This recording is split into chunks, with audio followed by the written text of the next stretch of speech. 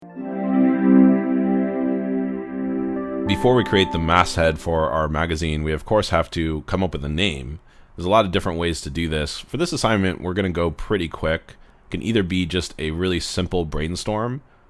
You might think about industry terms or slang terms or anything else that is clever, that is related to the topic that you're doing. But I want to show you this tool called VisuWords. This is a great way to explore some different possibilities. And it's kind of like a visual thesaurus, but it looks and explores all the connections to words. Okay, so you can get to it at visuwords.com. And I'm doing a news magazine, so I'm going to start by typing in news. It doesn't have to be, the exact topic. You can choose any word that is related to your topic. But you can see right off the bat, it gives me a bunch of words that are kind of related to news. If I hover over them, it gives me the definition of that word. So this is really useful.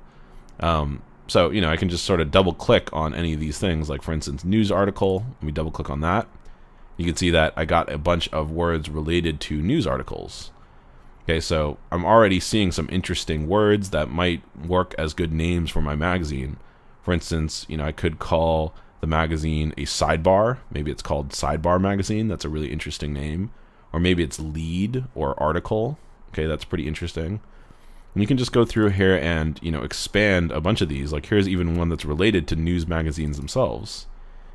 Okay, and when I open news magazine, there's a ton of examples. The interface here, by the way, is a little bit clunky. You'll notice that it uses this kind of physics engine, so it can be a little weird.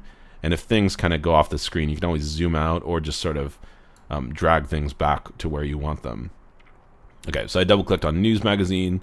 There's some more really good examples here. Maybe it's called feature article. Pulp is also a really interesting idea. Okay, and sometimes when you double click, it'll sort of connect back to something you already had. Okay, so just be aware that this can be just a little bit weird sometimes, but it's definitely worth checking out. Okay, so open publication, and you can see I'm branching just a few times here. And, again, some pretty interesting things here. Maybe I call it the tip sheet. That's more related to stocks. Or maybe I call it textual. That's an interesting word. Maybe I'll just go with that. So I'm going to stick with textual for now for the name, but definitely try out this tool and, write down a bunch of possibilities.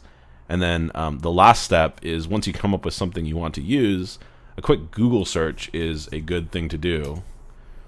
Okay, so if I type in textual magazine, I just want to make sure that it's not already taken. So if you just do a Google image search really quick, just make sure that there's not already a textual magazine. You'll probably be able to see really quick if it pops up. You'll be able to see the magazine and its masthead. I don't care if there's already a magazine that exists if it's small, but just make sure that there's not already a major publication that is using that name because we do want to do something original. Okay, so we've selected our name textual, and now it's time to take a look at some different typefaces so that we can figure out which one to use for our masthead. So I've come into Illustrator. This is mostly a Photoshop assignment, but for the masthead, since it's a vector piece, we're going to use Illustrator. Okay, so I've created a new document here, and let's just go ahead and explore some fonts. So I'm going to take the type tool, click to create a point font, and then let's just go ahead and type out our name. I actually want to type it out twice. So the first time I'm typing it out with regular capitalization, textual. The second version I'm using all caps because when we're exploring fonts, all caps is going to look much different than regular lowercase. So we want to look at both of them to make sure that we're not missing any opportunities. Okay, so let's just go ahead and shrink that down to a good size.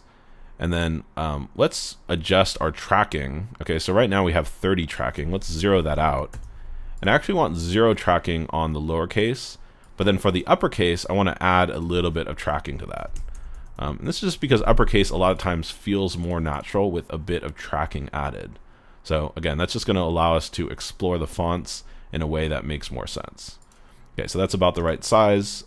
Let's go ahead and make a copy of this by holding down Option. And then I'm going to hit Command D to step and repeat to make 3 more copies. And then let's go ahead and copy all 5 of those. And now really quickly we've generated 10 different options. Now we can go through and just look for some different fonts that might be good for this assignment. Okay, so and I'm doing kind of a younger, more youthful news magazine. So I don't want something too stuffy. This looks pretty good. Let's see what else we got. Okay, so I'm just trying out different fonts. And generally speaking, going really light on it is probably not as good. It's going to be harder to get that to show up in your, in your magazine. So I tend to like the bolder or semi-bold kind of weights. Okay, so that looks a little bit more tech focused. And I recommend that you, take a look at, sources for fonts like Google Fonts or, Typekit, anywhere where you can find some free typefaces to work with. I don't recommend that you just work with the standard fonts that come on your computer. In my case, I have a lot of fonts installed, so I have a bunch of options, but it's good to, take a look at what's out there and not just use something that is really standard. Okay. So again, just going through, looking at some different font possibilities.